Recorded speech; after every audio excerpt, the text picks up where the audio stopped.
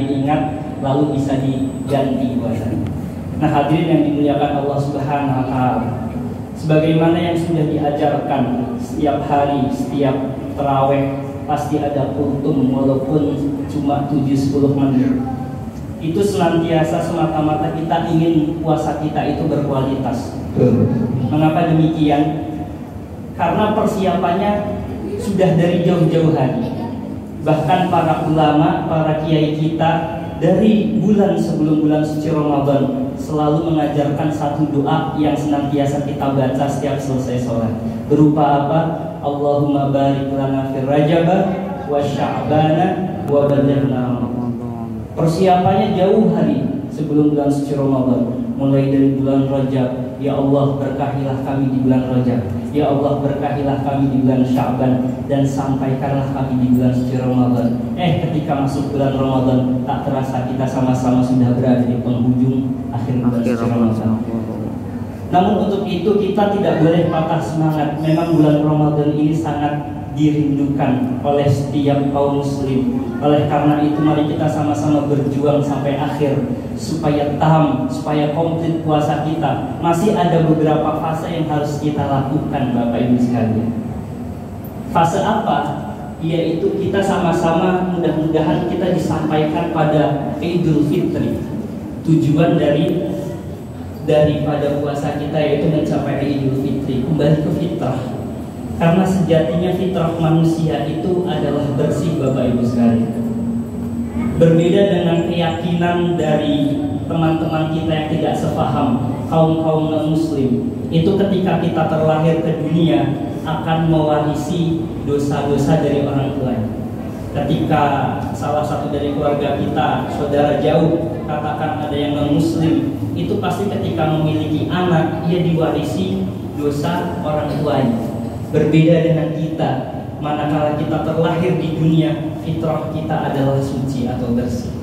Di kemudian hari, innallaha la yughayyiru ma biqaumin hatta yughayyiru ma bi anfusihim. Allah tidak akan mengubah nasib suatu kaum. Allah itu tidak akan mengubah status kita. Sebenarnya kita itu bersih Bapak Ibu sekalian, kecuali kita sendiri yang mengubahnya. Karena ulah kita selama 1 tahun, selama 2 tahun, belasan tahun, jadi statusnya yang awalnya status kita bersih berubah menjadi rada kotor. Ibarat satu kertas itu yang tadinya cuma bintiknya satu, itu bintiknya jadi banyak karena ulah kita. Entah itu ulah karena ngeluh, entah itu ulah karena tidak taat kepada suami, entah itu salah karena kelalaian kita. Banyak hal yang bisa mempengaruhi kita, tapi kita diberikan fasilitas oleh Allah Subhanahu wa Ta'ala di bulan suci Ramadan. Kita dapat kembali ke yang namanya fitrah atau Idul Fitri. Tapi apakah kita bisa langsung menyampai? Apakah kita bisa langsung sampai ke Idul Fitri hanya dengan puasa saja? Ternyata tidak. Maka dari itu puasa kita itu masih gantung sebelum kita melakukan yang namanya satu ibadah lagi berupa zakat fitrah. Zakat fitrah ini merupakan bagian dari rangkaian ibadah supaya apa yang telah kita lakukan itu sempurna.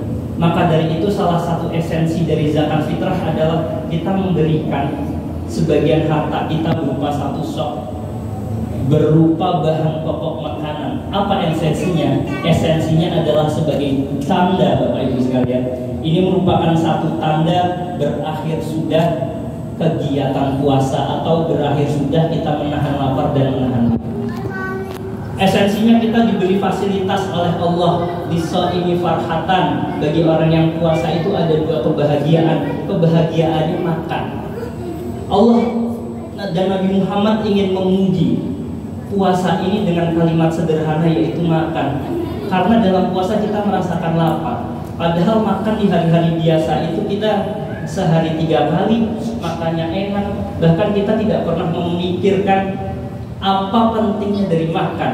Jangan-jangan ketika kita tidak ditakdir Allah merasa lapar di bulan suci Ramadan, kiranya kita tidak akan pernah bersyukur terkait dengan makan. Kita diberikan kesempatan oleh Allah merasakan apa yang orang di belahan dunia sana rasakan Bapak Ibu sekalian. Banyak dari mereka yang merasa kelaparan setiap hari.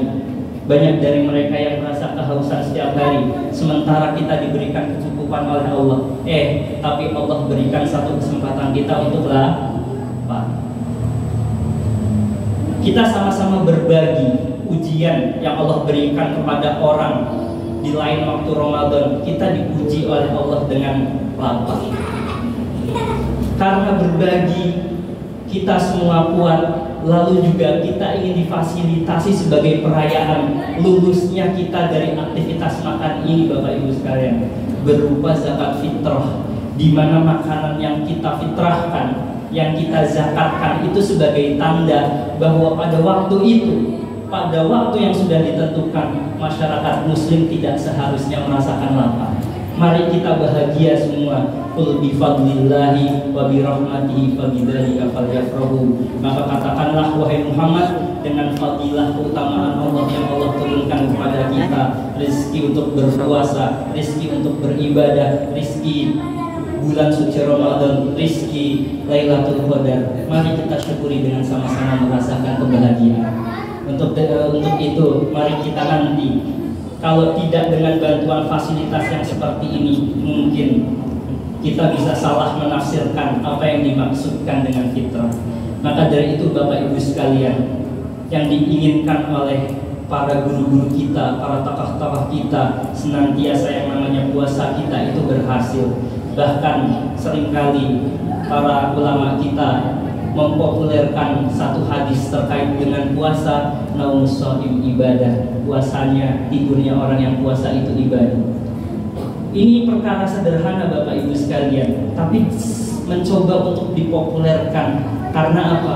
Seandainya tidur ini kita bawa ke ranah kehidupan, katakan kita bekerja, lalu kita diperintah oleh atasan kita untuk bekerja, kok kita tidur, kira-kira yang terjadi apa? Ini merupakan satu teguran, kelalaian. Tapi dalam puasa, tidur ini menjadi ibadah. Ini merupakan satu referensi, karena dalam yang namanya tidur itu mengandung satu potensi untuk tarkul ma'asi, sebuah perlawanan untuk meninggalkan kemaksiatan.